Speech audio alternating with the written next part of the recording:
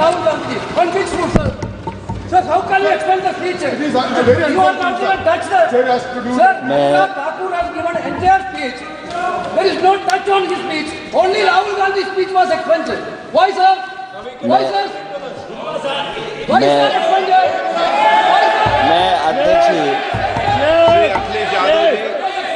मैं अध्यक्ष जी का धन्यवाद देना चाहता हूँ।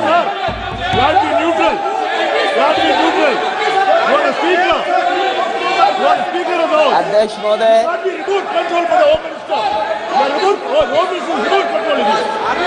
अध्यक्ष महोदय,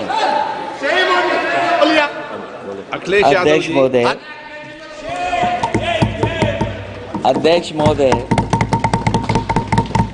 मैं सबसे पहले आपका धन्यवाद देना चाहता हूं कि आपने मुझे अपनी पार्टी की तरफ से राष्ट्रपति जी के भाषण बोलने का मौका दिया है।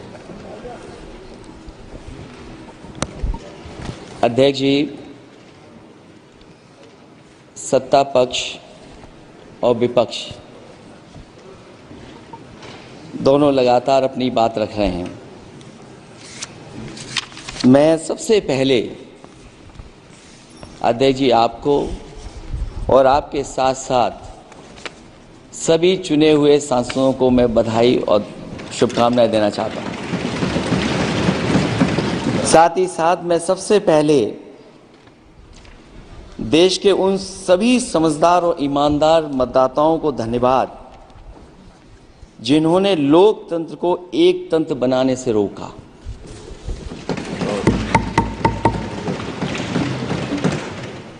चुनाव के समय पर अध्यक्ष जी ऐसा कहा गया कि 400 पार।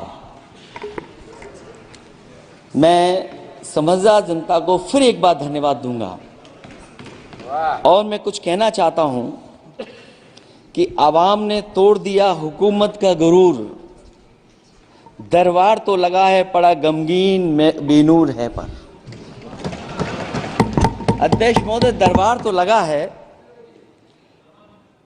पर बड़ा गमगीन बेनूर है और पहली बार ऐसा लग रहा है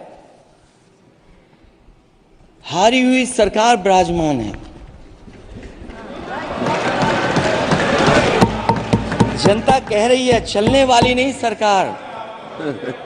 अध्यक्ष महोदय, जनता कह रही है चलने वाली नहीं, ये गिरने वाली सरकार है। और क्योंकि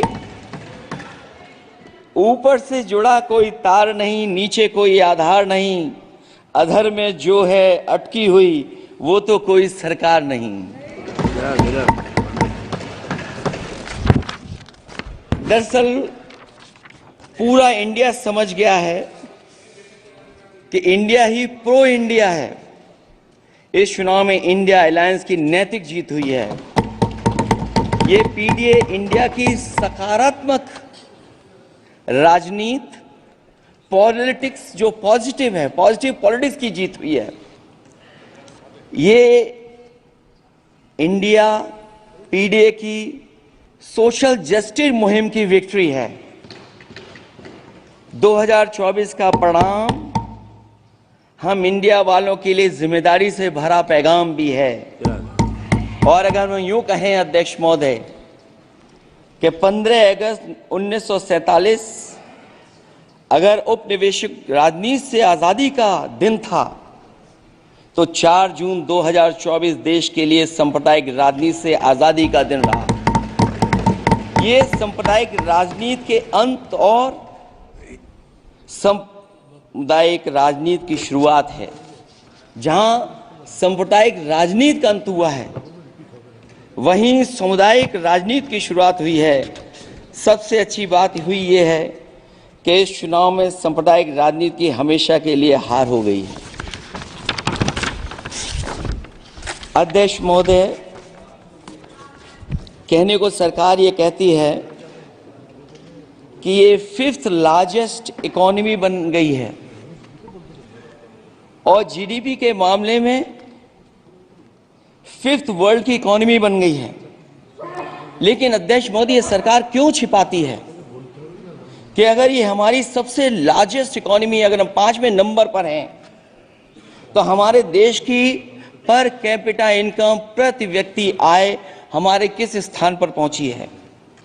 और हम लोगों ने तो अध्यक्ष महोदय देखा है कि अगर दिल्ली की सरकार ने कहा होगा कि $5 ट्रिलियन की इकोनॉमी बनेगी, तो जहां से प्रधानमंत्री जी चुन करके आते हैं, वहां का प्रदेश के सरकार भी कह रही कि हम $1 ट्रिलियन इकोनॉमी बना लेंगे। देश की इकोनॉमी कहां पहुंच गई, पर कैपिटा इनकम क्या है। लेकिन अगर उत्तर प्रदेश की इकोनॉमी को अगर $1 ट्रिलियन की इकोनॉमी बनना है, तो कम से कम 35% की ग्रोथ चाहिए। मुझे नहीं लगता है कि 35% की ग्रोथ उत्तर प्रदेश पा पाएगा। हम हंगर इंडेक्स में कहां खड़े हैं, नीचे से कहां हैं। जो 5th लार्जेस्ट इकोनॉमी की बात कर रहे हैं, वो इनइक्वालिटी के पैरामीटर पे कहां खड़े हैं, वो हैप्पीनेस इंडेक्स में कहां खड़े हैं। और जो लोग चुनाव को अपने तरीके से मोड़ते हैं, मैं उन्हें कहना चाहता हूं कि अध्यक्ष महोदय, इस चुनाव के परिणाम ने तोड़ने वाली राजनीति को तोड़ दिया है और जोड़ने वाली राजनीति की जीत हुई है। इस चुनाव में धन छल बल की नकारात्मक राजनीति की शिकस्त हुई है। ये चुनाव जो देश का हुआ, ये सकारात्मक राजनीति का नया दौर शुरू हुआ है। इस बार प्रो कॉन्स्टिट्यूशन वालों की जीत हुई है। हम मानते हैं संविधान ही संजीवनी है, उसी की जीत हुई है। ये संविधान मंथन में संविधान रक्षकों की जीत हुई है। अब ऊपर से नीचे की राजनीति का अंत हो गया है। अब नीचे से जो समाज की जो आवाज उठेगी, वही राजनीति का आधार बनेगी।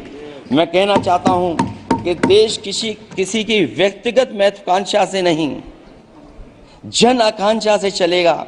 मतलब अब मनमर्जी नहीं, जनमर्जी चलेगी। इस चुनाव का बड़ा पैगाम यही है।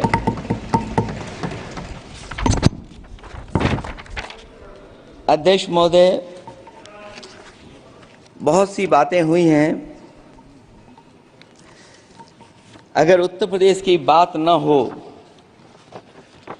क्योंकि अध्यक्ष महोदय सबसे बड़ा प्रदेश जहां है, उसने हर बार दूसरे दल को समर्थन देकर के सरकार बनाई। मैं उन्हीं लोगों से कहना चाहता हूं कि लोग क्यूटो की फोटो लेकर बनारस की गलियों से लेकर के गंगा जी तक ढूंढ रहे हैं।